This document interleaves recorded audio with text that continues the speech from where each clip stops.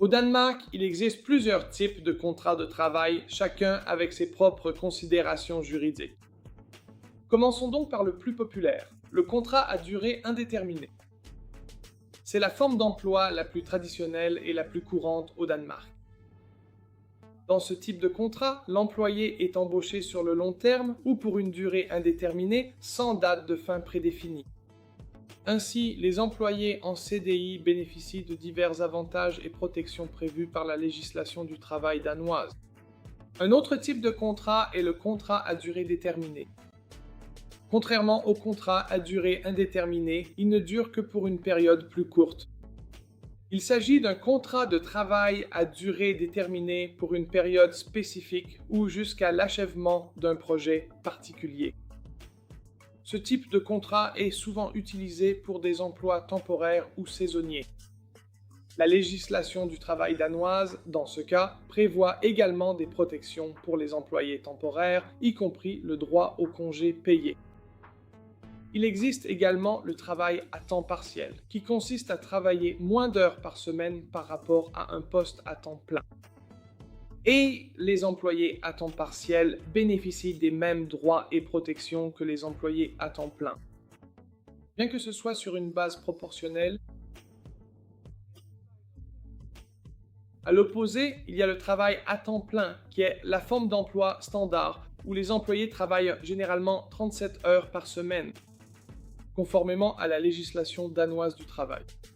Donc, en réalité, c'est 8 heures par jour, mais cela comprend aussi une pause. Et certains secteurs appliquent également des horaires fixes. Contrat. Il s'agit d'un type d'emploi où le salarié a un nombre d'heures de travail fixe par semaine ou par mois. Cela est souvent précisé dans le contrat de travail. Les emplois flexibles sont moins courants. Elles sont destinées aux employés dont la capacité de travail est réduite en raison d'un handicap ou de problèmes de santé. Ces emplois ou contrats offrent une flexibilité au niveau des horaires et des tâches afin de s'adapter aux besoins spécifiques de la personne. Certains travailleurs sont également engagés sur la base de projets en tant qu'indépendants ou freelance. Ces personnes ne bénéficient pas forcément des mêmes avantages que les employés permanents et sont souvent responsables de leur propre paiement d'impôts et de cotisations sociales.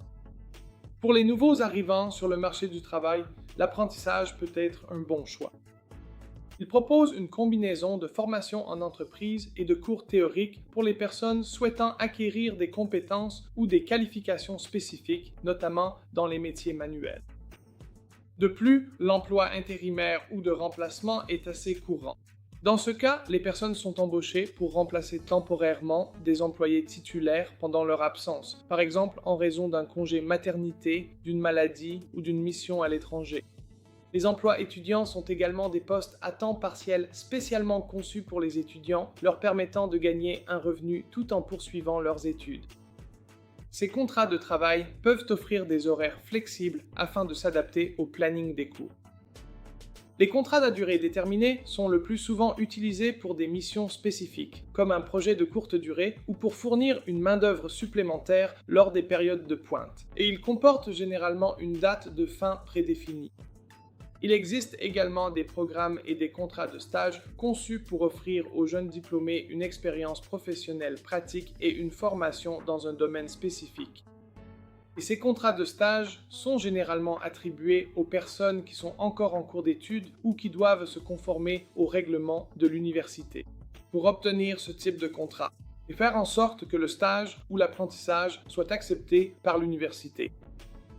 Il convient également de préciser que chaque type de contrat de travail au Danemark est soumis à des règles et réglementations différentes, notamment en ce qui concerne le droit du travail, la fiscalité et les cotisations sociales.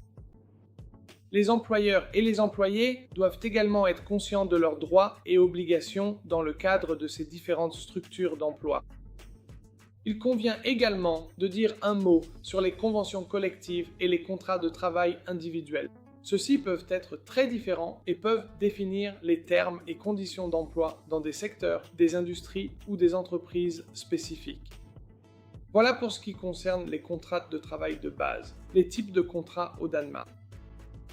Si vous avez des questions concernant l'embauche de personnel au Danemark, n'hésitez pas à nous contacter. Nous vous souhaitons bonne chance pour votre activité au Danemark.